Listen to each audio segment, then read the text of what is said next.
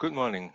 Today I'm going to discuss about the addition and subtraction using two-digit number or bigger. So I think more parents now, they are more concerned with the methods how to do the addition or subtraction with, two digits or larger.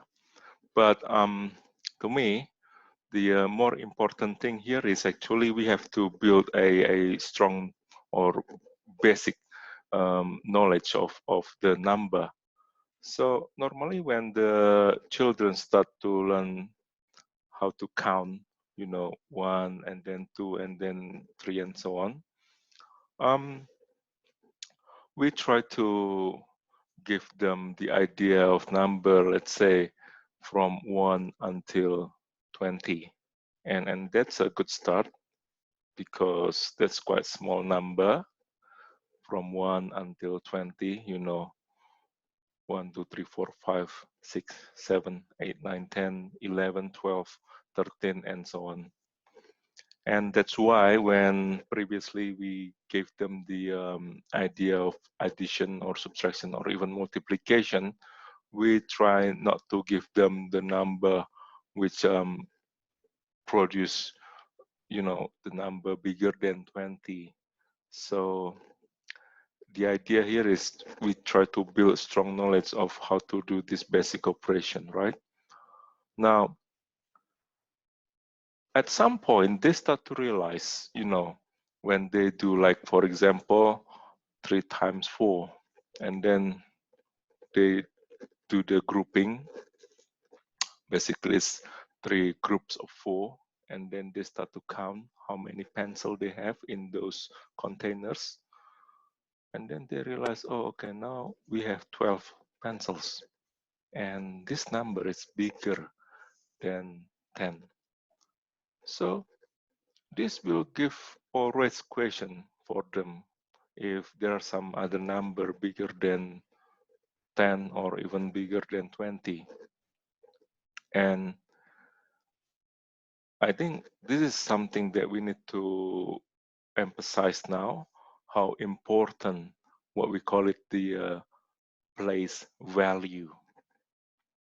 So I had a discussion with my son. He is in year 3 at the moment, and I asked him, so if you look at, let's say, 75, which one is the tens and which one is the ones?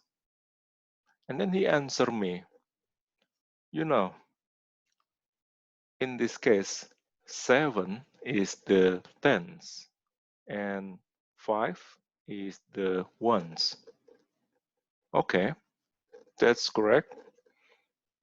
And then I asked him, so how do you know if in this case 7 is the tens and then 5 is the ones? And then he answered me, well, that's because you say 75. That means when you end with something like 70 or 50 or 60, that number is the tens. And then how about the 5? Well, because there's only single number, that's why it's the ones. Oh, great. Okay. So he then continue with the bigger number. So for example, 375, he said in this case, 3 is the hundreds and 7 again is the tens and 5 is the ones. That's great. But look, when we try to start a discussion like this to the kids who just learn about number, this explanation can be very confusing. Of course, for, in this case, my son who is now in year 3, it is something that he can comprehend, something that he can understand very well. But for example, if you start to introduce this number, bigger number, to your kids, it's very abstract idea for them.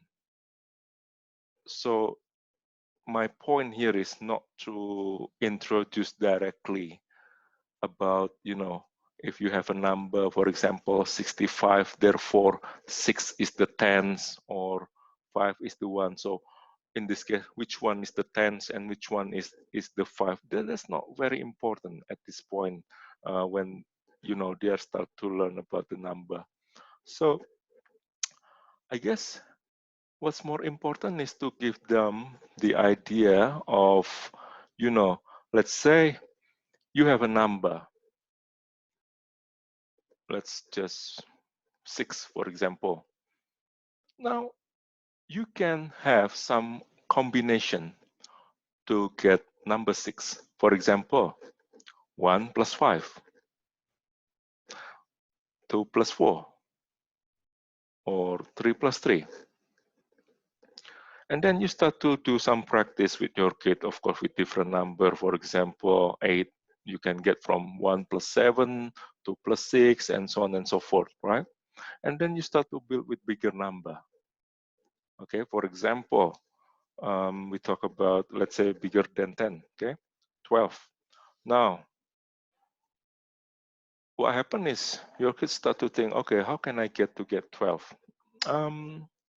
Okay, I can get 12 by counting, for example, 4 plus 8 or 5 plus 7 and so on. So this is a good start actually, start to get the combination that give you a number. So in this case, you start with a number between 10 to 20, the tens, yeah, and from this, and then we can tell to the kids, hey, there is a special addition that can give you bigger number like this. For example, if you look at again 12, we can get 12 from 10 plus 2. So 10 plus 2 will give us 12. Now, let's go with different number. For example, 14. Again, we try to be consistent. 14 in this case, simply 10 plus 4. And then we give a different example. For example, 17, 10 plus 7, and so on and so forth. And then we start to give them slightly bigger number, for example, 22. So, you can get 22 from the combination of, 20 plus 2, right? So I think this idea will give them the idea of the tens. We start from, for example, 10 plus something, and then 20 plus something, and then you go bigger and bigger, 30 plus something, 40 plus something, and so on and so forth. But sometimes for some children, they still get confused how to do this stuff, because what happened is, I think some of them, they don't really get the idea about number. Remember when I explained about the counting, yeah? So this is 1, this is 2, 3, and so on. That's called the real idea or concrete idea, right? Now, if you write down the number, like, okay, this is 1, this is 2, this is 3, and so on, they are actually abstract. Because, I remember actually my mother, she told me this story when I was learning about this stuff. I got confused actually. Why after this number is this number, and then this one, and then that one, and then that one, and so on? Because to me, they're so abstract at the moment, at that time. That's why I got confused also with this kind of idea. Now, when you start to teach your kid about bigger number than 10, for example, 12, 23, 37, and so on and so forth. Again, let's go back with some stuff that we can have. For example, pencil or whatever you have at your house. Yeah. Now, we can use them actually to give the example or the real example. Yeah. So, 1. Okay, now let's make 10. So 1, 2, 3, 4, 5, 6, 7, 8, 9, 10. And then let's just group them using, let's say, a rubber band like this. So we have a couple of examples. This is 10, this is another 10, and when you have these two, and then now let's say you add with these two, you get 22. Or if you have this and then you have, let's say, 3, you have 13, and so on. So this is, I think, more important to introduce them about bigger number, to give them real example. Well, for some children, they just got the idea already, when you just wrote down the number, and that's amazing. But then some other children, they find difficulty to understand those ideas. Therefore, now we need to use this stuff, right? So I guess later on, if you find, your children already mastered the idea, sometimes now, when you, every time you try to teach your kids about bigger number using this stuff, and then there is like a hassle to create this stuff, yeah. Now you can start to make a diagram, right? So, for example, this is 1, yeah. Now, when you want to make like 10, yeah,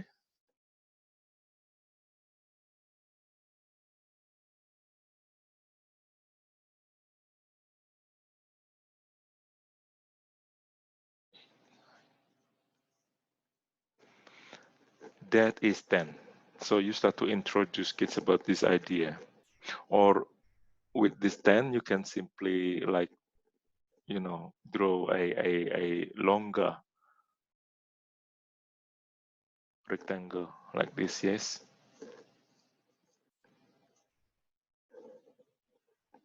Okay. So how about 100? Of course, with 100, you have to create now a square, which is 10 by 10, and so on, yeah. So try to give them like a real or concrete idea about the number using some stuff like this, yes. Now I'm going to move with how to do the addition or subtraction, yes. So normally when we learn about this stuff in the past, yeah, and of course this is after our kids already mastered the idea about place number, the tens, the ones, yeah. But I'm not too worried actually to say it in the, for example, if you write down a number, which one is the 10, which one is the ones, okay? So, for example, you have 27, and then let's say plus 8, yeah? Normally, you want to start with something simple like this one. So let's not worry with 2-digit plus 2-digit first, okay? Just 2-digit and 1-digit like this, okay? And then, this is what normally we were taught, right? 7 plus 8, and then you get 15, of course, after those kids practice the addition from 1-digit number. Now, the way we write it is we write the 5 here, and then you keep 1 right there. Yes, and after that you just simply add this 1 and 2, so you got 35 now. Okay, so that's how we do it. And I think after we gave them a simple number like this, and then we can start to move the like for example 2-digit plus 2-digit, so 336 plus 48, for example. So the idea is the same. 6 plus 8, it's 14, and we write down the 4 here, and then we write 1 here, and then 1, 3, and 4, and when we add them, we got 84. So of course, when we try to give example and practice like this, there's a golden rule for it.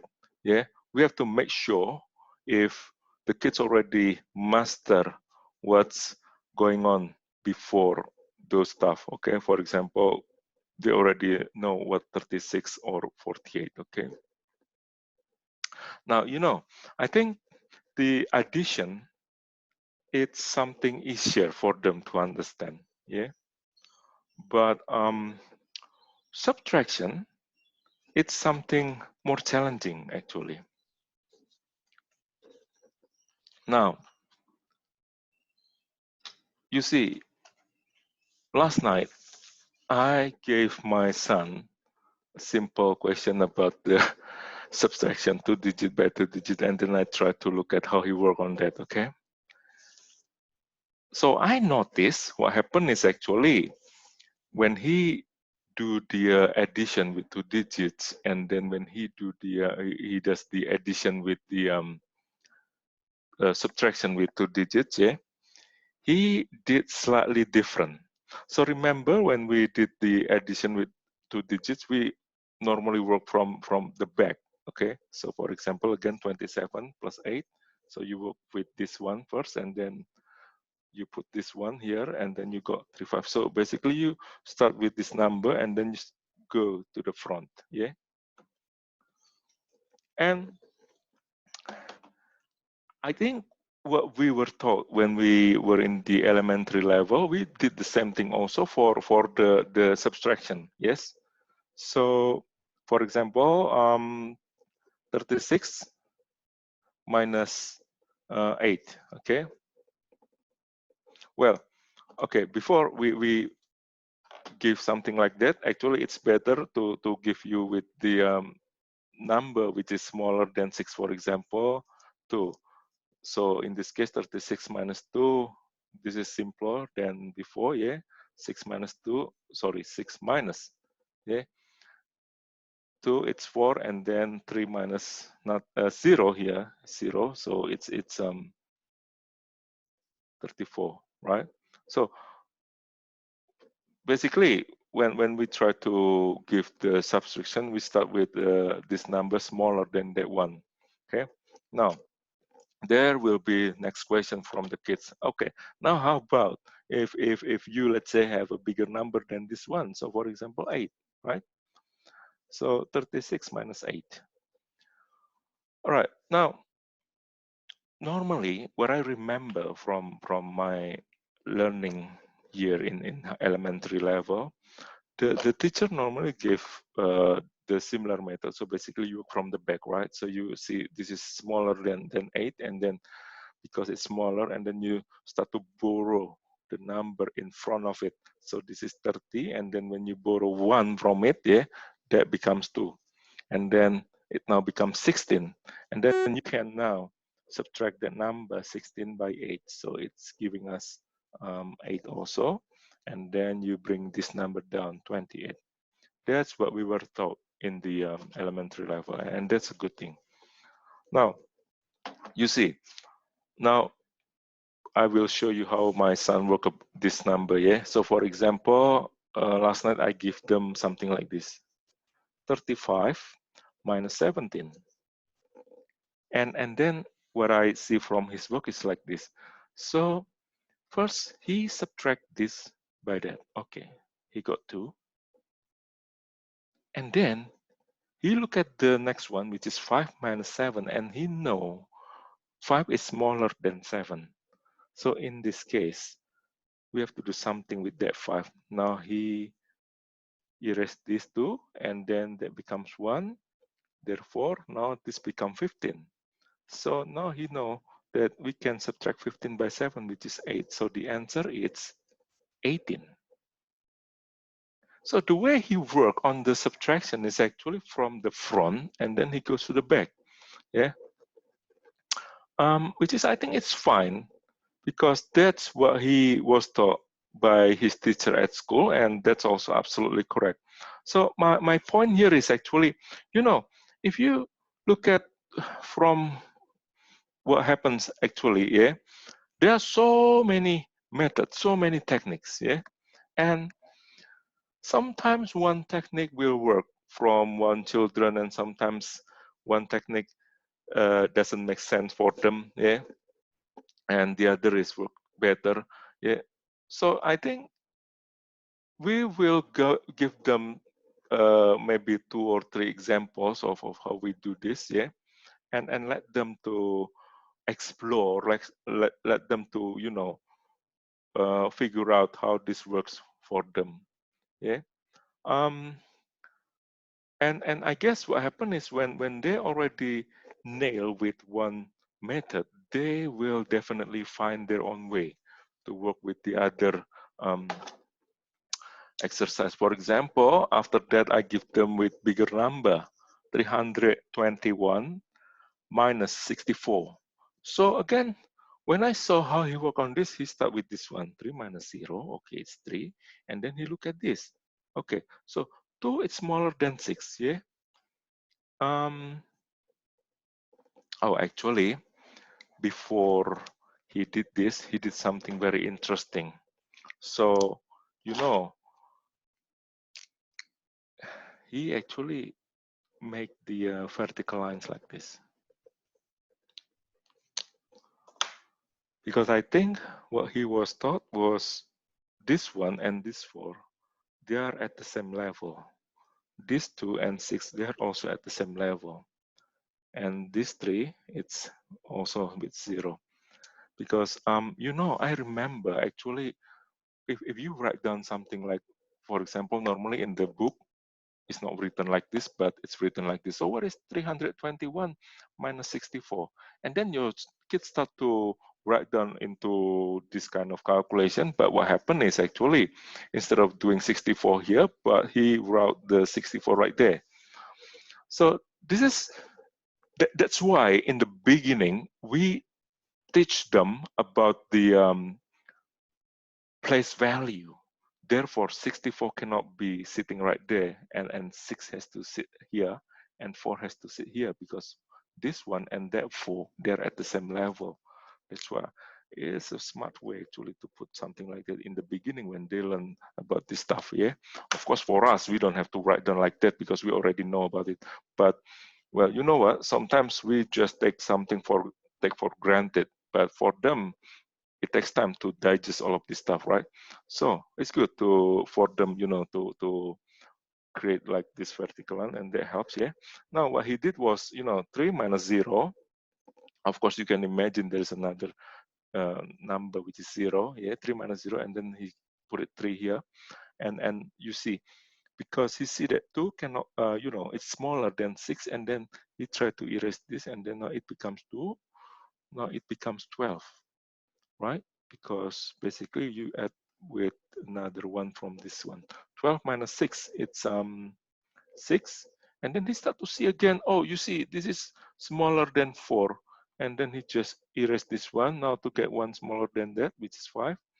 And now we have this one is 11. So now 11, it's bigger than 4, and you can get this number 7. So, there are a lot of methods actually, and sometimes one method works for our kids. Sometimes we need to find out the other method. And I think, in this case, well, I'm also using this book. Basically, this gives us, some ideas of how to teach mathematics to the kids, and also there are a lot of example and the alternative methods that we can bring to the kids. So I think teaching elementary mathematics for kids has its own challenge. I'm also teaching bigger student, but I find teaching bigger student is relatively simple in terms of, because they already learn some basic stuff, yeah.